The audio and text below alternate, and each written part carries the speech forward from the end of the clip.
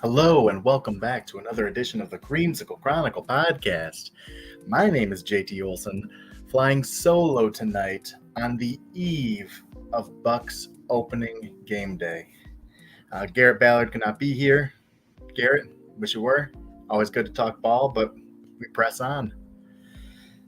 So, Buccaneers getting ready to start their season, hosting the Washington Commanders. And really, you could not ask for a better opening game. This is a team the Bucks are more talented than. They have a more stable coaching situation. They've been in place longer. Really, there's nothing about this Washington team that makes me fear them. And I like this Washington team. I think they're going to be notably improved from last year. But it's going to take something weird happening for the Bucks to lose this game. And we got to see a little bit of that weirdness maybe come to fruition today. Out of nowhere, 2 days before kickoff, Kalijah Cansey finds his way to the injury report. Hadn't been on the report all week. Everything's been fine. Nothing but good things about him out of camp. And then, boom, today, calf injury, questionable. Might not play on Sunday. That would be a meaningful loss. Kalijah Cansey, I have said over and over, I think is going to be a critical part of this Buccaneers defense. Maybe the most critical part. I think he could lead this team in sacks. I think he's really going to break out this year. So to not have him would be a significant loss. That being said, I hope the Bucks don't play him. I hope the Bucks rest him. I want him healthy for the long run. And frankly, even though it would be a big loss, they don't need Kalijah Cansey to win this game. They can play Vita Vea, and they can play CJ Brewer, and Greg Gaines, and Will Golston, and this random guy they signed off the Arizona Cardinals practice squad. They can make do with that and supplement it with their edge rushers. Yaya Diaby can put his hand in the dirt. Chris Braswell can put his hand in the dirt. Anthony Nelson is a bigger body edge. So I don't think you necessarily need Cansey. You can make up for that loss in other ways. And honestly, I don't think the Bucks really need to pressure the quarterback too much in this game. So I want to talk a little bit about this Bucks defense versus the Washington Commanders offense. Honestly, everyone is talking how you want to blitz Jaden Daniels. You want to blitz the rookie quarterback. And I a lot of times would agree with that. That's common logic. He hasn't seen a lot. He'll probably be confused easily because he just is inexperienced at this level. But I don't want Todd Bowles to blitz this guy. Jaden Daniels is a really good passer. He, I think, is going to be one of the better game managers in the NFL. And that's not a shot at him. Jared Goff is one of the better game managers in the NFL. Brock Purdy is a really nice game manager. You can win with a great game manager. But what could make Daniels dynamic is his ability to run on top of that. Jaden Daniels rushed for over 1,000 yards in college last year as a quarterback. So I don't want to bring guys on the blitz because that could open up a crease for him. If he steps up, if he avoids a guy, he can gash this Bucs defense. And I don't want that because I don't think they can beat Tampa Bay straight up. I think the Bucs defense is just more talented than this Washington offense, even if Daniels has a nice game throwing the ball. Got Terry McLaurin. He's a really nice receiver. I think he's pretty underrated around the league. But you don't have a ton after that. Is Terry McLaurin going to beat you almost single-handedly? He's good, but he's not that good. This will be a dink and dunk kind of game plan, and I think the Bucs can handle that. So it's not a shot at Daniels. It's just I don't think Washington has enough weapons for them to win that way right now. So you drop back, you rush 4, you play coverage, and you just let Daniels throw the ball. And you'll get to him a couple of times because this Washington offensive line isn't that good. Now you just let JTS come around the edge. He's going to get a sack probably. You just let Vita Vea push the pocket. He's going to cause problems. You don't need a ton of bells and whistles for this game. You can just come in and out-talent this Washington offense. There's no need to have a risk-reward gamble when you're the one risking everything. There's no real reward. What, you're going to get 6 sacks instead of 3? Either way, you're going to win with 3. What's up, Christopher Cole? Appreciate you turning in on this late night edition of the Creamsicle Chronicle podcast. We're talking Buccaneers versus Commanders. I think the defense is really going to play well, even without Kancey. And he hasn't been ruled out yet, but I think he should be. I am not threatened by Washington offensively at all. I think they could hold him to single digits. I think they could hold Washington out of the end zone. If you told me that this game was going to be a shutout, I wouldn't be shocked.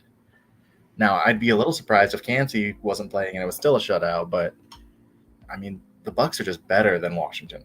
This is a favorable matchup.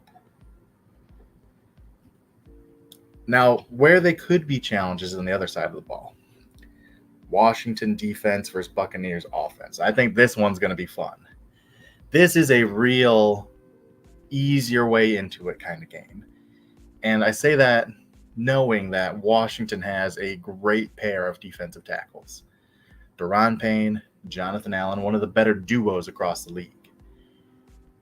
But that is a great bar to measure yourself against. Looking at the Bucs interior, we've talked about it all offseason. Ben Bredesen. We got Graham Barton. Cody Mock in year 2. Looks bigger and stronger. What is this interior going to look like? Oh, we're going to find out real quick. If they can hold their own and just play average against Washington, that's really encouraging for a first game. I mean, just don't let that pair of defensive tackles derail the game plan. It's okay if you lose a couple of reps. If Jonathan Allen gets a sack in this game, that's not a huge problem. He's a good player. I will not feel offended at all if Graham Barton gets beat by Jonathan Allen or Daron Payne, who's had 11 sacks in a season. But if they are getting in the backfield on every other play, then I'm concerned. Even in the first game, you want them to be better than that. So that's what I'm watching. That's the interesting matchup to me. And I know trench play isn't considered sexy around the league, but that is the matchup in this game. Bucs interior offensive line versus Washington interior defensive line. Graham Barton and Cody Mock, Jonathan Allen and Daron Payne. That's on the heavyweight fight card. It might not be the headliner, but that is a really good matchup. Then behind them, you have Bobby Wagner, signed with Washington in the offseason. Now, Bobby Wagner is old, and he is inferior to Levante David. We as Bucs fans already know that. But we also know Bobby Wagner is a Hall of Fame player. And even though Bobby Wagner is old, he still led the NFL in combined tackles last year. So he's still getting it done, at least as a run defender. So again, you got 2 great defensive tackles, one of the better duos in the game, and you got a box linebacker who loves to tackle, along with Frankie Louvu, who's a really nice player.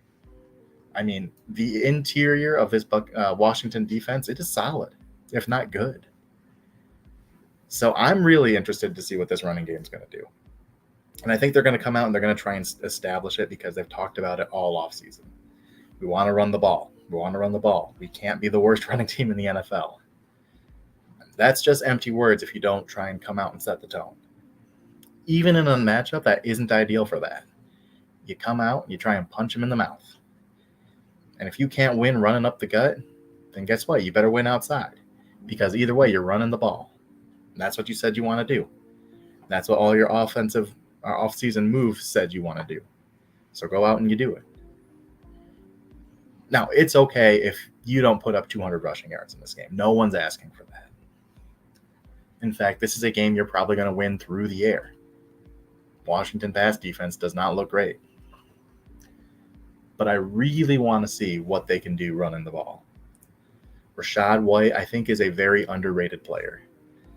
I've heard other media outlets talk about Rachaad White could be benched. Coaching staff is sick of Rachaad White. He is going to be challenged by Bucky Irving. They're going to ride the hot hand. I've heard it. I don't buy it, but I've heard it. Rachaad White is one of the most complete running backs in the NFL. He is a guy who's shown you he can carry the load. He can be a bell cow back. He is one of the best pass-catching running backs in the NFL. I mean, he was top 5 among all running backs in total yards. Now you're giving him an improved offensive line, because last year the offensive line was not good in the middle. It was not good. Good on the outside. Those 2 tackles, really good. But in the interior was bad. So excuse me if I don't hold it against him that he couldn't run there. Now it's improved. Graham Barton's going to have growing pains, but he's a good run blocker. Cody Mock is bigger and stronger. I'm expecting him to be an improved run blocker, and he was already looking pretty good at the end of last year. So I think Rachaad White is going to have a breakout year. He is going to silence his critics. He's going to prove a lot of his doubters wrong. I think he's going to have another 1,500 total yards season, but I think he's going to do it more efficiently. Fewer touches because they are deeper at running back. And I think he's going to go to the Pro Bowl this year. I feel good about Rachaad White. And I think he's going to start this game off with a bang. And I don't think it's all going to be on the ground, but I do think he's going to do damage through the air. Bobby Wagner, he's still tackling. He is a machine in that area. But he has lost a step or 2 in coverage. He is not the player he was. And he's not bad, but he is a little bit of liability in the passing game. So you get Rachaad White in space, you get him matched up with Bobby Wagner, that's advantage Bucks. And I think he's going to gash Washington a couple of times. I think he's going to have over 125 yards in this game total, maybe even 140. You can go crazy. 70 rushing, 70 receiving. I don't think it's crazy. Really, I think a lot of the Bucks pass catchers are going to eat in this game. Mike Evans is Mike Evans. There is no one on this Washington team who can cover him. Now, I will give their new head coach, Dan Quinn, some props. He is no dummy. He has taken a team to a Super Bowl. He was the mastermind behind the Cowboys defense the last few years. He was the guy behind the Legion of Boom. He knows defense. And I think he's going to do everything in his power to not let Mike Evans beat him. You can pretty much guarantee there's going to be a safety right alongside Mike Evans all game. Double coverage. And that might not necessarily stop Mike Evans, but it'll deter for Mike Evans. Instead of 200 yards like he has put up against this Washington team in the past, he might only go for 70. That's okay. That is great, actually, because the Bucks have so many weapons. It doesn't matter. You put all your energy into taking away Mike Evans. Guess what? Still got Chris Godwin moving back into the slot. Oh, okay. Well, Washington can counter with Mike Sanderstill, who was one of my favorite players in this past draft. Nickel corner, he's really good. Okay, fine. You take away Chris Godwin and Mike Evans. Guess what? You still got Jalen McMillan, who I think is going to be a stud. You still got Cade Otton, who I think is going to have his best year this year. I think the middle of this Washington defense, in that middle range, that 5, 10, 15-yard passing game, I think the Commanders are very vulnerable there. Safeties, linebackers, they're going to be exposed in this game. Christopher Cole, you said it. Use the tight ends. Cade Otton, he is a very solid tight end.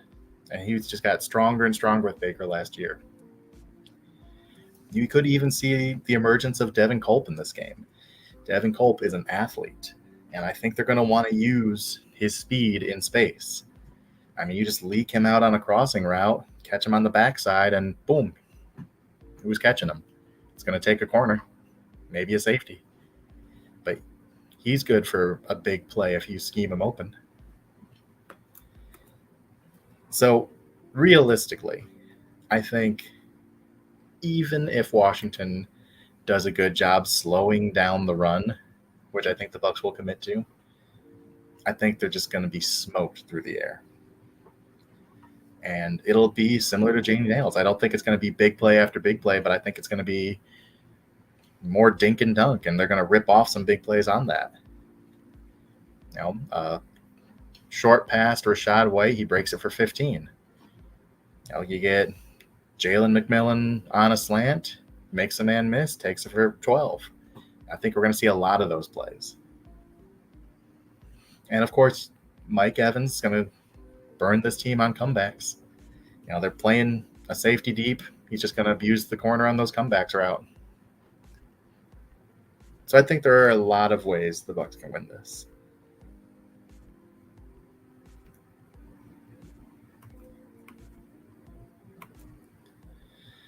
Looking at a few game predictions. I've already said Bucs should win easily.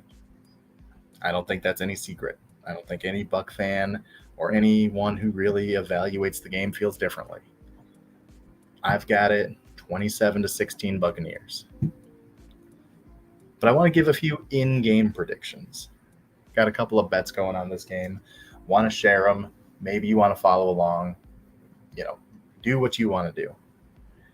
But Rashad White, he is listed at 22.5 receiving yards as his over-under.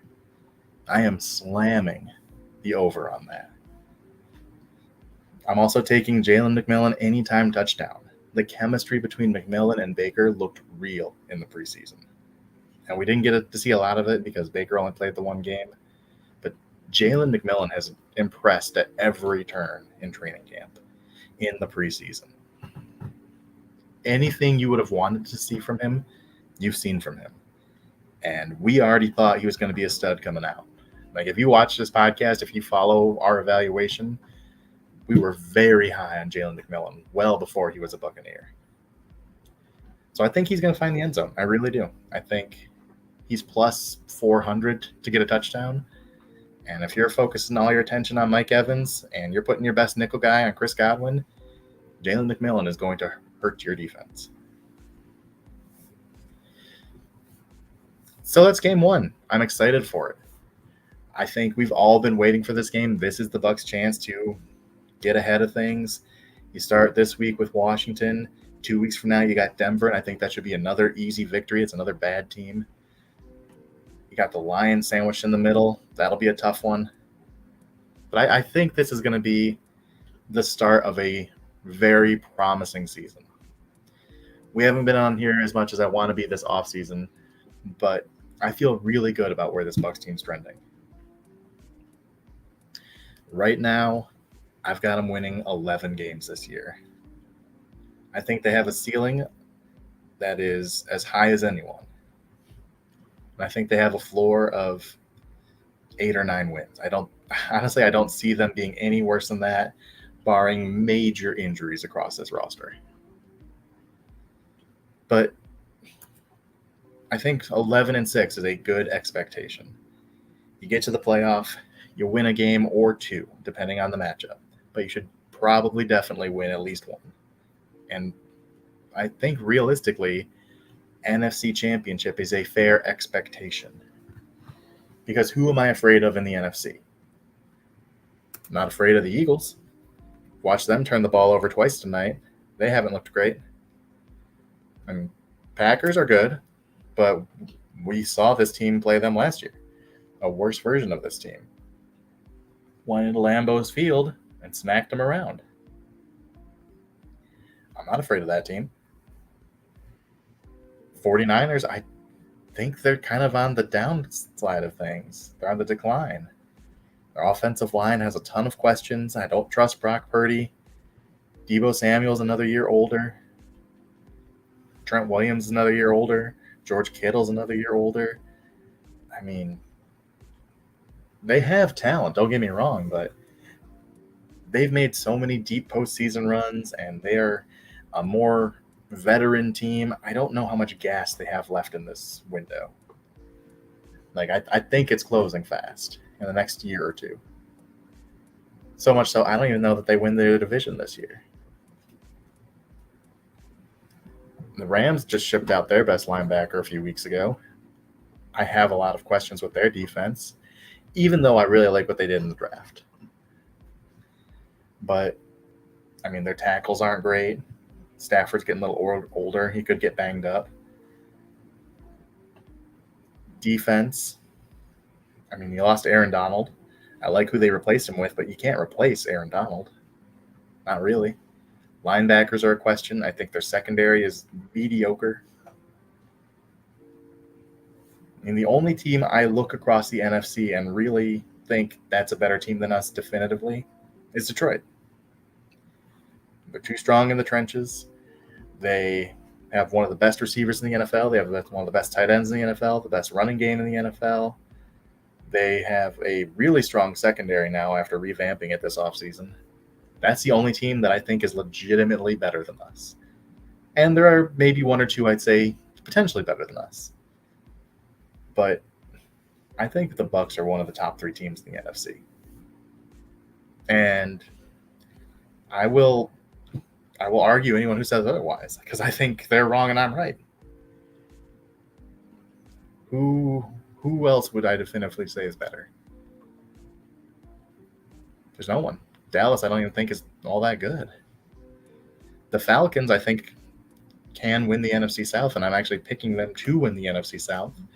But I don't think they're better than the Bucs. I just think they have a softer schedule than the Bucs. I think both teams end up winning 11 games or so, and I think the Bucs go further in the playoffs. So I think this team is trending in a really positive direction. This weekend, it's just going to be the start. I'm expecting a double-digit win versus Washington, double-digit win versus Denver, and I just want a good showing in Detroit. This is it's a measuring stick game next week. But that's next week. I don't want to get too far ahead of things.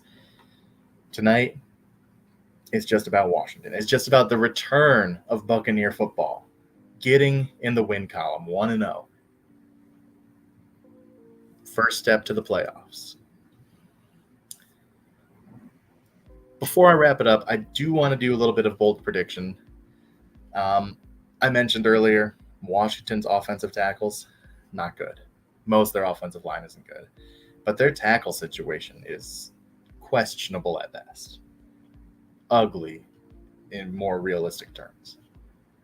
So I think the Buccaneers are going to really pressure Jaden Daniels on the edge.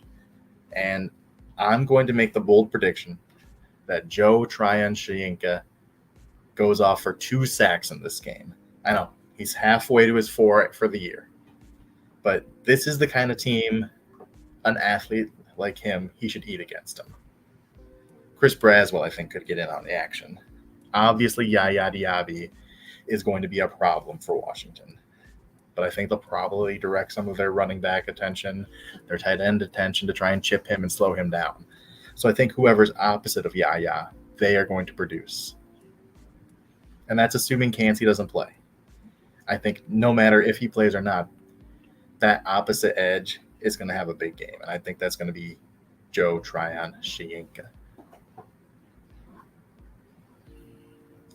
So that is my bold prediction. I already mentioned my other 2. Rachaad White, 140 total yards in this game. And I think there is a real possibility that Washington doesn't crack double digits, even potential for a shutout. And again, I think this Washington team is very solid. I think they're going to end the year probably around 500. I wouldn't be shocked if they finished above the Cowboys this year. But the Bucs are one of the best teams in the NFC. There is a significant gap between solid and where the Buccaneers are at, in my opinion. So I think it's going to be all systems go for Tampa Bay this weekend. What's up, JC? Appreciate you coming by. o'clock in these late hours tonight.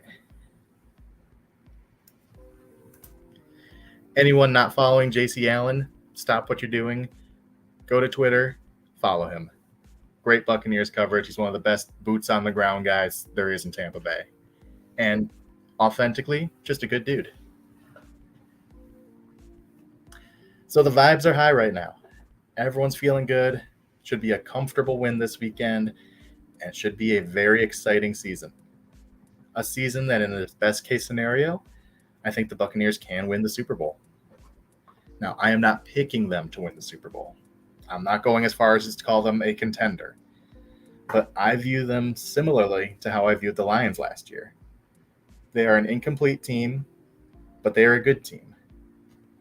They have flaws, but if they're playing their best ball at the right time, they could make some noise and they could win it all. We saw the Lions up big in San Francisco in the NFC Championship game. That was a Lions team that didn't have a defense. Their secondary was terrible. Their pass rush wasn't good. I think the Bucs could very well be better than last year's Lions. And Lions could have won it all. They choked, but they were right there. They had it. I appreciate the love, JT. We love our draft coverage around here. It's a great draft class we had. And I think when we're picking in the late 20s, early 30s, we're going to find a good one this year too. But I'm going to probably wrap it up right there. Short show tonight. Don't get to have the back and forth with Garrett like we normally do. So conversation kind of runs dry a little bit. So I don't want to ramble on too long. We will catch you all next week following this win over Washington. And we will start to talk about this game coming up against the Detroit Lions, a game that I think is going to be much more interesting, much more competitive, and it could be a playoff preview.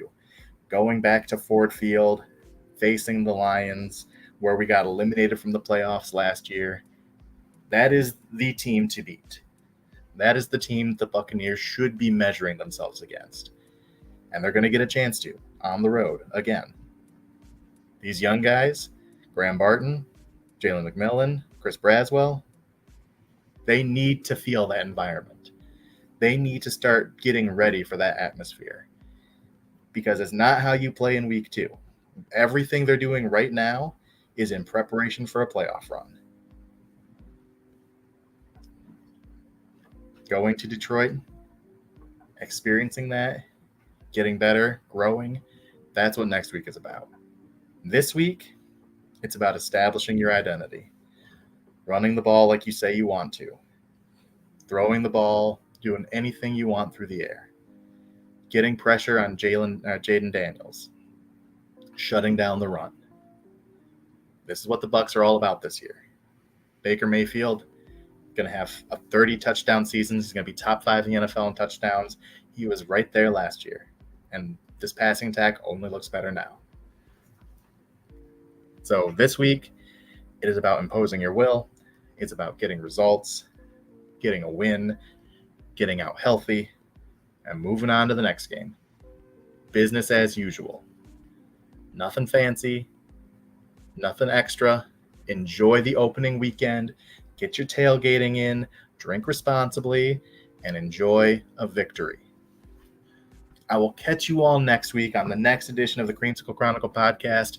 My name is JT Olson. You can follow me on Twitter at IcewaterOlson. Until then, go Bucs.